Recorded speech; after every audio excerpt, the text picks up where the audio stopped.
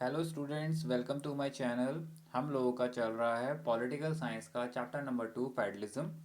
और हमारे चैप्टर में हमारा टॉपिक चल रहा है हाउ इज़ फेडरलिज्म प्रैक्टिस्ड। अब हम ये देख रहे थे कि इंडिया में फेडरलिज्म वर्क कैसे करता है या हमारे यहाँ पे वो किस तरीके से उसको लागू किया गया है और हमारे सामने कौन कौन सी चुनौतियाँ या चैलेंजेस आई हैं। तो हम इसमें लिंग्विस्टिक स्टेट्स कंप्लीट कर चुके थे। अब हम जो आज हम अपनी वीडियो में कंप्लीट करेंगे वो है हमारा लैंग्वेज पॉलिसी। ओके, चलिए स्टार्ट करते हैं। A second test for Indian federation is the language policy. अब हमारे यहाँ पे हमने पहले देखा कि जो स्टेट्स था उसका मैटर हमने हमारी गवर्नमेंट ने उसको बिल्कुल कंप्लीट कर लिया था। अब हम जो दूसरा देखेंगे, जो दूसरा चैलेंज है वो है हमारा लैंग्वेज पॉलिसी का। Our constitution did not give the status of national language to any one language. अब ये आप ध्यान रखिएगा बहुत अच्छे से, ये आपका एमसीक्यू है।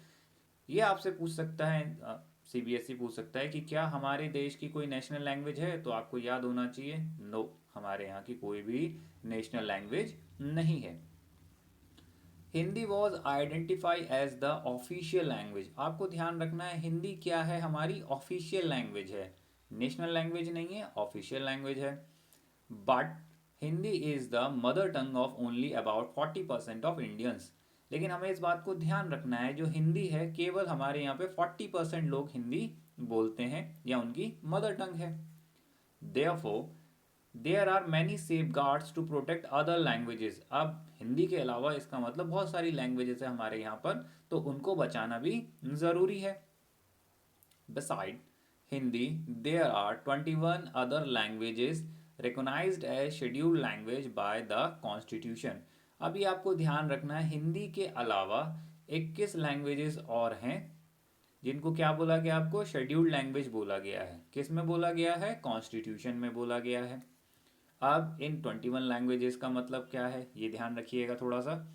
A candidate in an examination conduct for the central government position may opt to take the examination in any of these languages. अब कोई भी कैंडिडेट अगर सेंट्रल गवर्नमेंट जो एग्ज़ाम कराती है उसमें इन लैंग्वेजेस में से, मतलब ये हिंदी के साथ अदर 21 लैंग्वेज, मतलब टोटल 22 लैंग्वेजेस में से किसी भी लैंग्वेज को एग्जामिनेशन के लिए वो चुन सकता है, मतलब मीडियम ऑफ एग्जामिनेशन रख सकता है। States to have their own official language. हर एक स्टेट की अपनी ऑफिशियल लैंग्वेज है। Much of the government work take place in the official language of the concern state. अब जितना भी गवर्नमेंट वर्क होता है स्टेट गवर्नमेंट का, अधिकतर वो किस में होता है? उनकी ऑफिशियल लैंग्वेज में ही होता है। ठीक है जी, तो ये हो गया आपका फर्स्ट पैरा। अब हम सेकंड पैरा की बात करते हैं। अनलाइक श्रीलंका, ठीक है, the leaders of our country adopt a very caution attitude in spreading the use of Hindi. अब हमारे यहाँ पे जैसे श्रीलंका में आपका क्या था, श्रीलंका में एक ही लैंग्वेज को आपका बोल दिया गया था, है ना, ऑफिशियल लैंग्वेज बना दिया गया था, दूसरी लैंग्वेज के ऊपर कोई भी उन्होंने चीज़ नहीं सोची थी। लेकिन हमारे यहाँ पे इस बात को बहुत अच्छे से ध्यान रखा गया था कि हिंदी के यूज़ को लेकर बहुत ज़्यादा सतर्कता रखी गई थी, बरती गई थी। According to the Constitution, the use of English for official purpose was to stop in 1965. अब कॉन्स्टिट्यूशन जब बना था, जब लागू हुआ था, तो ये बोला गया था जो इंग्लिश है वो ऑफिशियल पर्पस में यूज़ होगी, लेकिन उसको कब रोक दिया जाएगा? 1965 में रोक दिया जाएगा। However, many non-Hindi speaking states demanded that the use of English continue. English continue.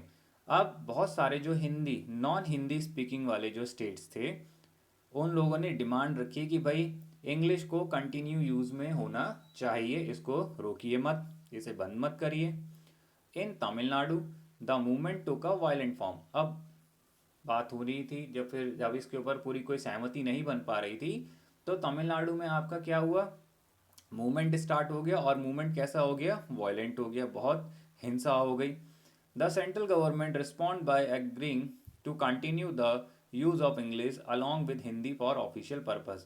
अब जब बहुत सारी परेशानी हो रही थी, बहुत सारे जो नॉन स्पीकिंग हिंदी थे सबको परेशानी हो रही थी स्टेट्स को, तो सेंट्रल गवर्नमेंट ने रिस्पॉन्ड किया, वो इस बात के लिए राजी हो गए कि इंग्लिश और हिंदी दोनों को ऑफिशियल पर्पस में यूज किया जाएगा। ठीक है। Many critics think that this solution favoured the English speaking elite. अब जिस टाइम की ये बात हो रही है उस समय तक इंग्लिश बहुत सारे लोगों को नहीं आती थी, बिल्कुल ना के बराबर था, बहुत कम लोगों को इंग्लिश आती थी। तो बहुत सारे लोगों ने इस चीज़ को क्रिटिसाइज़ किया कि भाई इंग्लिश स्पीकिंग तो जो बोलते हैं उनका फेवर किया गया है, जो अमीर लोग हैं उनका फेवर किया गया है, लेकिन ऐसा नहीं था। Promotion of Hindi continues to be the official policy of the government of India. अब हिंदी को प्रमोट करना, ठीक है, हिंदी को प्रमोट करना ऑफिशियल पॉलिसी थी किसकी? गवर्नमेंट ऑफ इंडिया, हमारे देश की सरकार की ऑफिशियल पॉलिसी है हिंदी को प्रमोट करना। Promotion does not mean that the central government can impose Hindi on the states where people speak a different language. अब एक बात आप ध्यान रखिएगा, प्रमोशन तो किया जा रहा है और प्रमोशन कौन करता है? सेंट्रल गवर्नमेंट करती है, लेकिन वो इस बात ये नहीं करती है कि जहाँ पे हिंदी बोली ही नहीं जा रही है उनके ऊपर ज़बरदस्ती थोप दी जाए।